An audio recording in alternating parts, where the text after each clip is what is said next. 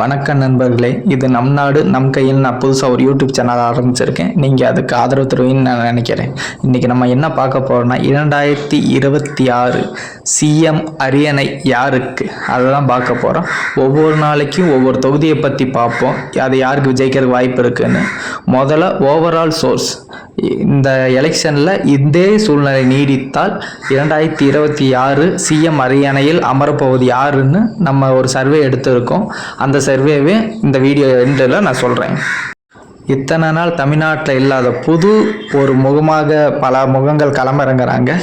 எப்பொழுதும் இருமுனை போட்டியாக இருப்பது சிறிது காலமாக மும்முனை போட்டியாக மாறிடுச்சு. இப்போ 4 முனை போட்டியாக மாறுவதற்கும் வாய்ப்பு இருக்குது. அதற்கு முக்கிய காரணம், இப்போ ஒரு கட்சி புதுசாக ஆரம்பித்து கொஞ்சம் வளர்ந்து கொண்டு வருது. அது உங்களுக்கே தெரியும்னு நினைக்கிறேன். வாங்க நம்ம சர்வேக்குள்ளே போவோம். இதே நிலைமையில் நீடித்தால் அதிக வாய்ப்பு டிஎம்கேக்கு தாங்க இருக்குது. இதே போல் இதே கூட்டணி தொடர்ந்தால் மீண்டும் சிஎம் ஆக அரியணையில் அமர்வது ஸ்டாலினாகத்தான் இருக்கும். அடுத்து 2வது இடம் ஏடிஎம்கே மற்றும் பிஜேபி கூட்டணி வருவாங்க. தமிழகமெங்கும் பெரிதும் எதிர்பார்க்கப்பட்ட டிவிக்கு 18% ஓட்டு வாங்குவாங்கன்னு சொல்கிறாங்க. இவங்க ஓட்டு வாங்கி ஜெயிக்கிறாங்களோ இல்லையோ, ஆனால் ஓட்டை பிரிப்பாங்கங்கிறது இது மூலிமா நம்மளுக்கு தெரிஞ்சிருச்சு.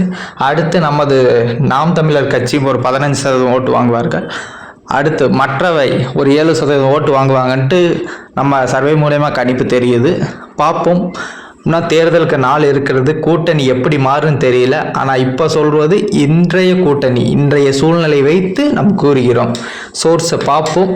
மீண்டும் எவ்வளோ சூழ்நிலை மாறுதா என்று பார்த்துட்டு ஒவ்வொரு நாளும் அதற்கான வீடியோ போடுறதுக்கு நான் ட்ரை பண்ணுறேன். இன்றைக்கி ஓவரால் சர்வே பார்த்துட்டோம். அடுத்து மாவட்டமாக தொகுதிகளாக ஒவ்வொரு நாளும் ஒவ்வொரு கருத்து கணிப்பையும் நாம் வெளியிடலாம். நீங்கள் மறக்காமல் இந்த புது சேனலான நம் நாடு நம் கையில் சேனலை சப்ஸ்கிரைப் பண்ணி லைக் பண்ணி உங்கள் பொன்னான ஆதரவை தருங்க. நன்றி, வணக்கம். அடுத்த வீடியோவில் நம்ம சந்திப்போம்.